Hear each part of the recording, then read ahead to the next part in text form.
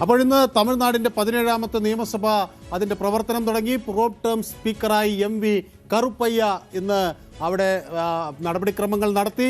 അംഗങ്ങളെ ക്ഷണിച്ചു. 100-ലധികം അംഗങ്ങൾ ഇന്ന് സത്യപ്രതിജ്ഞ ചെയ്തു. മുഖ്യമന്ത്രി ജോസഫ് വിജയ്, മന്ത്രിസഭാ അംഗങ്ങൾ, പ്രതിപക്ഷ നേതാവ് ഉദയനിധി സ്റ്റാലിൻ, മുൻ മുഖ്യമന്ത്രിമാരായ എടപ്പാടി കെ പളനിസ്വാമി, ഒ പന്നീർസെൽവം അവരൊക്കെ ഇന്ന് സത്യപ്രതിജ്ഞ ചെയ്തു. പ്രമുഖ അംഗങ്ങളായ പ്രേംലത, വിജയകാന്ത്, സൗമ്യ, അൻപുമണി അവരുടെ സഖ്യത്തിലെ നേതാക്കൾ ഒക്കെ ഇന്ന് സത്യപ്രതിജ്ഞ ചെയ്തു.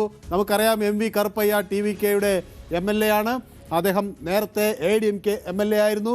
ഷോളവണ്ടൻ മണ്ഡലത്തിൽ നിന്നാണ് ജയിച്ചത്. അവിടെ സിറ്റിംഗ് MLA A വെങ്കിടേശനെയാണ് അദ്ദേഹം പരാജയപ്പെടുത്തിയത്.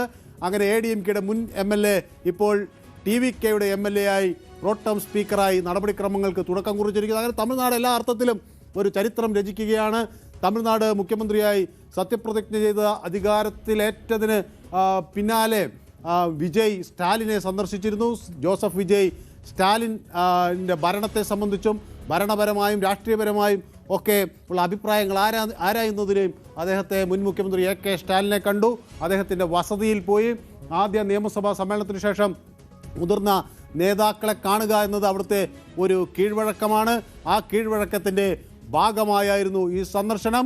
അപ്പോൾ അവിടെ ഒരു സൗഹൃദ രാഷ്ട്രീയ അന്തരീക്ഷം തെരഞ്ഞെടുപ്പിന് ശേഷം വരുന്നു എന്നതാണ് വ്യക്തമാകുന്നത്.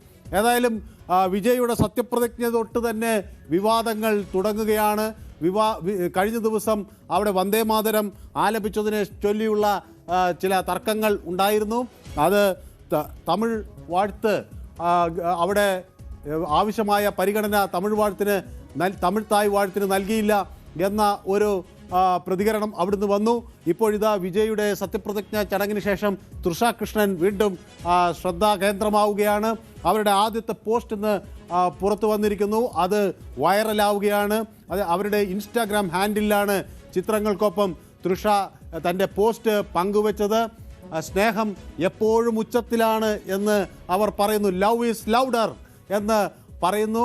തൻ്റെ പ്രിയപ്പെട്ട ആളുകൾക്കെല്ലാം നന്ദി എന്നവർ പോസ്റ്റിൽ വ്യക്തമാക്കുന്നു. അപ്പോൾ ലവ് ഈസ് ലൗഡർ എന്നവർ പറയുമ്പോൾ വിജയോടുള്ള തൻ്റെ പ്രണയബന്ധം തുറന്നു പറയുകയാണ് തൃഷ എന്നത് ആകുമ്പോൾ തന്നെ ആ പോസ്റ്റ് വൈറലാവുകയാണ്. ഇന്നലെ ചെന്നൈയിലെ ജവഹർലാൽ നെഹ്റു ഇൻഡോർ സ്റ്റേഡിയത്തിൽ നടന്ന തമിഴ്നാട് മുഖ്യമന്ത്രിയുടെ ഔദ്യോഗികമായ സത്യപ്രതിജ്ഞാ ചടങ്ങിൽ തൃഷ എത്തിയിരുന്നു. അവിടെയും വാർത്തകളിൽ ശ്രദ്ധാകേന്ദ്രം തൃഷ ആയിരുന്നു എന്ന കാര്യത്തിൽ സംശയമില്ല. എന്നാൽ തൻ്റെ സോഷ്യൽ മീഡിയ അക്കൗണ്ടിൽ ഇങ്ങനെ തൃഷ ഇത് പങ്കിടുമ്പോൾ അത് അവരുടെ ബന്ധത്തെ സംബന്ധിച്ചുള്ള ആ കിംവദന്തികൾക്കൊക്കെ ഒരു തടയാകാം. ഒരു പക്ഷേ അത് ഒരു പുതിയ തുറന്നു പറച്ചിലാകാം. ഏതായാലും 2025 ഇത്തരം കിംവദന്തികളൊക്കെ ആരംഭിച്ചത്. വിജയുടെ ഭാര്യ സംഗീത സ്വർലിംഗത്തിന് ആണ് അവർ ഒരു വിവാഹമോചനവുമായി രംഗത്ത് വന്നതോടുകൂടിയാണ് ഇത്തരം റിപ്പോർട്ടുകളൊക്കെ പുറത്തു വന്നത്. അതിനെ ചൊല്ലി ഈ നടിയുമായുള്ള ബന്ധം വലിയ തോതിൽ ചർച്ചയാവുകയൊക്കെ ചെയ്തിരുന്നു. അത് ഗോസിപ്പ് കോളങ്ങളിൽ നിറഞ്ഞിരുന്നു. ഏതായാലും അവരന്ന് അതിനെ സംബന്ധിച്ചുള്ള ഒരു ഔദ്യോഗിക പ്രതികരണമൊന്നും വന്നില്ല. പക്ഷേ ഇപ്പോഴിതാ ഏറ്റവും ഒടുവിൽ ആ വിഷയങ്ങൾ കൂടുതൽ ചർച്ചയാകുന്നു. മറ്റൊരു വിവാദം ഇന്ന് തമിഴ്നാട്ടിൽ പൊട്ടിപ്പുറപ്പെട്ടിട്ടുള്ളത് അവിടെ പ്രശസ്ത എഴുത്തുകാരനും തിരക്കഥാകൃത്തുമായിട്ടൊക്കെ ആയിട്ടുള്ള മനു ജോസഫാണ് ഇന്ന് ഒരു വിവാദത്തിന് തിരികൊളുത്തിയിരിക്കുന്നത്. ഇന്നലെ വിജയ് തൻ്റെ സത്യപ്രതിജ്ഞ ചടങ്ങിൽ ഒരു കാര്യം പറഞ്ഞിരുന്നു. കുട്ടിക്കാലത്തൊക്കെ താൻ ദാരിദ്ര്യം അനുഭവിച്ചിരുന്നു എന്ന്. അപ്പോൾ കുട്ടിക്കാലത്ത് അങ്ങനെ ഒരു ദാരിദ്ര്യവും വിജയ് അനുഭവിച്ചിരുന്നില്ല എന്നാണ് ഇപ്പോൾ ഈ എഴുത്തുകാരൻ്റെ പ്രതികരണം. വിജയുടെ കപടതയാണ് കഴിഞ്ഞ ദിവസം അങ്ങനെ പറയാൻ അദ്ദേഹത്തെ പ്രേരിപ്പിച്ചത് എന്ന് ഇവിടെ വ്യക്തമാക്കുന്നു. അതോടൊപ്പം തന്നെ ഈ എക്സ് ഹാൻഡിലാണ് ഇത്തരമൊരു പ്രതികരണം വന്നത്. ചെന്നൈയിലെ ലയളോ സ്കൂളിൽ 3ാം ക്ലാസ്സിൽ തൻ്റെ ബാച്ച്മേറ്റ് ആയിരുന്നു വിജയ് എന്ന് മനു പറയുന്നു. കൂടുതൽ തന്നെ തമിഴ് സൂപ്പർ സ്റ്റാറിനെ തനിക്ക് കൂടുതലായി അടുത്ത് അറിയാം എന്നാണ് മനു ജോസഫ് പറയുന്നത്. തമിഴ്നാട് മുഖ്യമന്ത്രിയായി ശേഷമുള്ള വിജയുടെ പ്രസംഗത്തിൽ ദാരിദ്ര്യത്തിലാണ് വളർന്നതെന്ന് പറഞ്ഞിരുന്നു. വിശപ്പെന്താണ് എന്നറിയാമെന്ന് ഒക്കെ വിജയ് പറഞ്ഞിരുന്നു. എന്നാൽ ലയളോ സ്കൂളിൽ 3ാം ക്ലാസ്സിൽ സഹപാഠിയായിരുന്ന സമയത്ത് വിജയെ തനിക്കറിയാം. അതുകൊണ്ട് മനു ജോസഫ് പറയുന്നത്, വിജയ് പറയുന്നത് അസംബന്ധമാണ്. മകനെ ഒരു സിനിമയിൽ ഒരു കരിയറിനായി സജ്ജമാക്കിയ ഒരു ചലച്ചിത്ര നിർമ്മാതാവായിരുന്നു അദ്ദേഹത്തിൻ്റെ അച്ഛൻ എന്ന് സഹപാഠി പറയുന്നു. വിജയുടെ പിതാവും മുതിർന്ന ചലച്ചിത്ര നിർമ്മാതാവുമായ S.H. ചന്ദ്രശേഖരനെ ചൂണ്ടിക്കാണിച്ചുകൊണ്ട് ജോസഫ് എഴുതുന്നു. അതോടൊപ്പം തന്നെ മിക്ക ചലച്ചിത്ര പ്രവർത്തകരെ പോലെയും അദ്ദേഹത്തിൻ്റെ അച്ഛനും ചിലപ്പോഴൊക്കെ സാമ്പത്തിക ബുദ്ധിമുട്ടുകൾ വരാനൊക്കെ സാധ്യതയുണ്ട്. പക്ഷേ അത് തമിഴ്നാട്ടിലെ ദാരിദ്ര്യവുമായി അതിനെ തുലനം ചെയ്യാൻ പാടില്ല എന്ന് അദ്ദേഹം പറയുന്നു. കാരണം ചില സമ്പന്നന്മാർ അവർക്ക് ചില ഘട്ടങ്ങളിൽ സാമ്പത്തിക പ്രതിസന്ധികൾ വരും.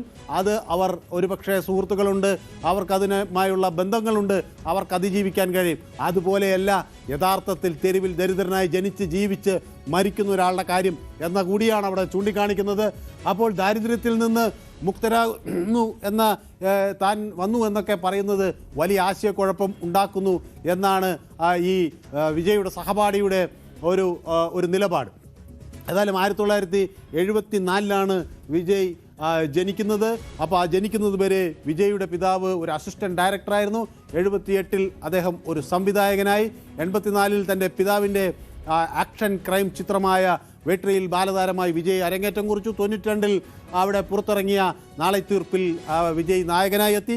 അങ്ങനെ ആ കഥയൊക്കെ അവിടെ അദ്ദേഹം പറയുമ്പോൾ അതൊരു ബാലതാരമായി അഭിനയിച്ച് പിന്നീട് ഒരു ബോക്സ് ഓഫീസ് വിജയമായി മാറുന്ന കാലഘട്ടത്തിൽ വരെ അങ്ങനെ വലിയ ഒരു ദാരിദ്ര്യമെന്തെന്നറിയാനുള്ള ഒരു സാഹചര്യം അദ്ദേഹത്തിന് ഉണ്ടായിട്ടില്ല എന്ന് പറയുകയും ചെയ്യുന്നു. അപ്പോൾ ഈ വിജയുടെ അവകാശവാദം വലിയ തോതിൽ ചർച്ചയാകുന്നു. അപ്പോൾ വിജയ്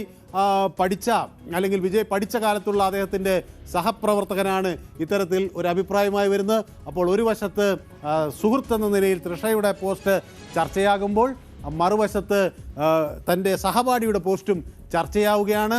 വിജയ് പറഞ്ഞത് താൻ രാജപരമ്പരയിൽ നിന്ന് വന്നയാളൊന്നുമല്ല, തനിക്ക് ജനങ്ങളുടെ ബുദ്ധിമുട്ട് അറിയാമെന്ന്. പക്ഷേ അത് ഒരു സിനിമ സ്റ്റൈൽ ഡയലോഗ് മാത്രമാണെന്ന തരത്തിലേക്ക് ഉള്ള വിവാദങ്ങളും വരികയാണ്. ഏതായാലും ഇതൊക്കെ തമിഴ്നാടിൻ്റെ രാഷ്ട്രീയത്തെ കൂടുതൽ കലുഷിതമാക്കുകയാണ്. വരാനിരിക്കുന്ന ദിനങ്ങളിൽ വിജയ്ക്ക് ഇനിയും കൂടുതൽ പ്രതിസന്ധികൾ നേരിടേണ്ടി വരും. ഒപ്പം തന്നെ പിന്തുണയ്ക്കുന്നവരുടെ എണ്ണവും വർദ്ധിക്കുമെന്ന കാര്യത്തിൽ സംശയമില്ല.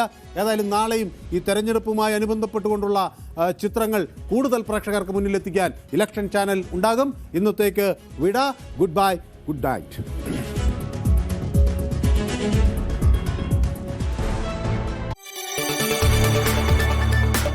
കൂടുതൽ വാർത്തകൾക്ക് News 18 Keralam YouTube channel subscribe ചെയ്യുക.